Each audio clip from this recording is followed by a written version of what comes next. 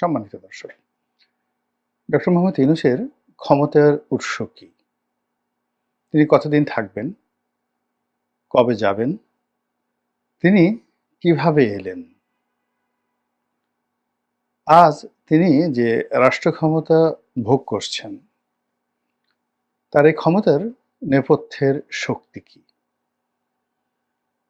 অথবা তিনি আগামীতে যে রাজনৈতিক অভিলাষ লালন করছেন, তার মদদপুষ্ট রাজনৈতিক যে দলগুলো, যা কিনা আগামীতে একটি সরকার গঠনের স্বপ্ন দেখছে, এগুলোর পেছনের নিয়ামক শক্তি কি? সেই বিষয়গুলো নিয়ে আজকের এই ভিডিওতে সংক্ষেপে আলোচনা করার চেষ্টা করব।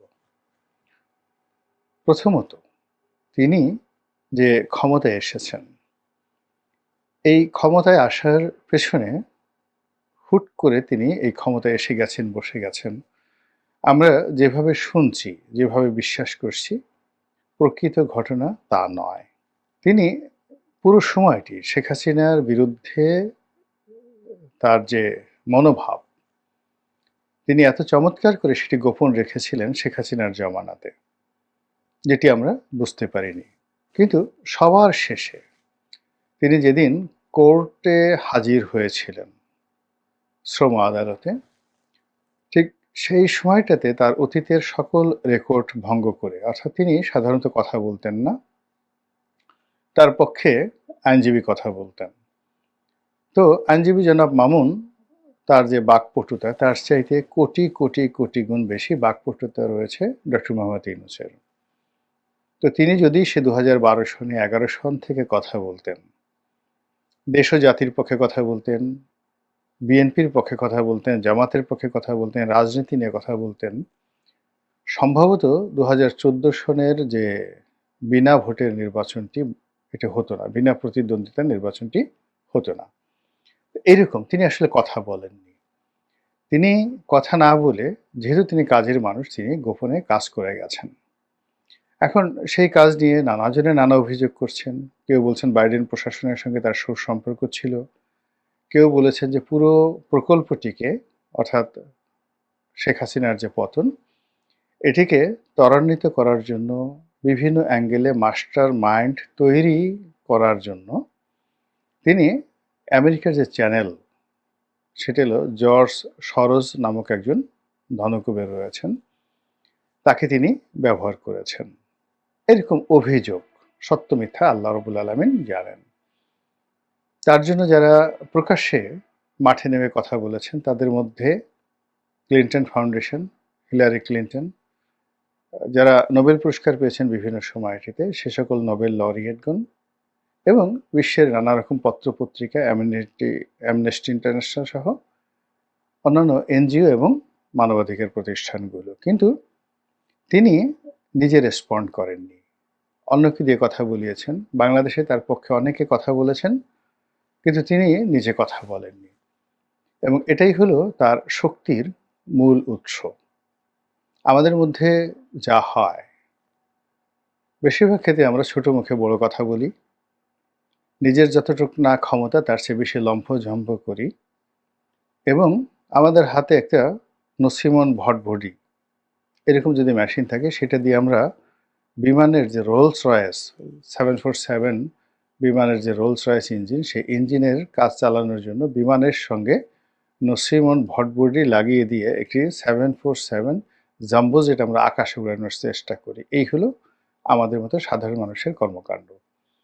আর ডক্টর মোহাম্মদ ইউনূসের মতো প্রাজ্ঞ, অভিজ্ঞ যারা লোকজন রয়েছেন, তারা দেখা যাচ্ছে যে 133টি হাতি প্রসব করে ফেললেন, কিন্তু একটা শব্দ হলো না।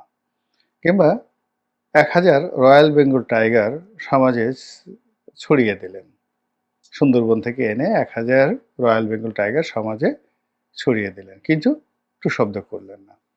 আমাদের মধ্যে যারা সাধারণ মানুষ, তারা বাঘের একটা পশম, সুন্দরবনে ঘুরতে গিয়ে কোনো একটা জায়গা থেকে বাঘের একটা পশম পেয়ে, সে হয়তো দেখা গেল সেই পশমটিকে বাঁধিয়ে ঘরের মধ্যে রেখে তারপরে বন্দুক নিয়ে সামনে দাঁড়িয়ে বিরাট একটা ছবি তুলে বলার চেষ্টা করেছিলেন, বাঘের গুলি করে, বাঘকে গুলি করে তিনি স্বীকার করেছেন, বাঘ পালিয়ে গেছে, তো বাঘ ধরতে পারেনি, বাঘের পশমটি তিনি নিয়ে এসেছেন। তো এরকম হলো আমাদের সাধারণ মানুষের যে চিন্তা চেতনা। কিন্তু ডক্টর মোহাম্মদ ইউনূস নীরব থেকেছেন এবং সেই পুরো সময় ২০১০ থেকে একেবারে ২৫ সন পর্যন্ত এখনো তিনি নীরব রয়েছেন। কিন্তু তলে, তলে তার কাজগুলো হয়ে যাচ্ছে।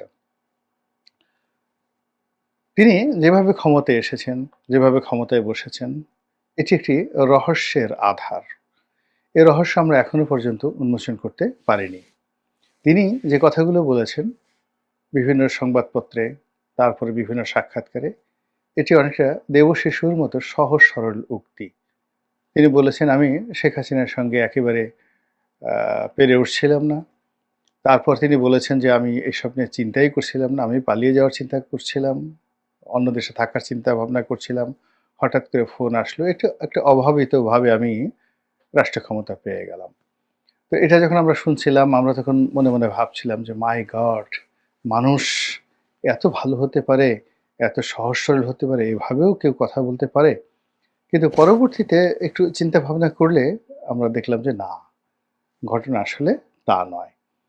তার পরিকল্পনা ছিল, তার জিদ ছিল এবং সেই জিদটি এই সময়টিতে এসে সরকারের এই ৭ মাসের মধ্যে এসে আমার কাছে মনে হচ্ছে যে সারা বাংলাদেশের সবাই তার নিকট ইচ্ছাই হোক, অনিচ্ছাই হোক রাজনীতিতে পরাজিত হয়েছে এবং তিনি রাজনীতি না করেও রাজনীতির চাণক্য হিসেবে ইতিমধ্যে প্রতিষ্ঠিত হয়েছেন। আর বাকি যারা সবাই তার ছাত্র হওয়ার উপযুক্ততা অর্জন করেননি।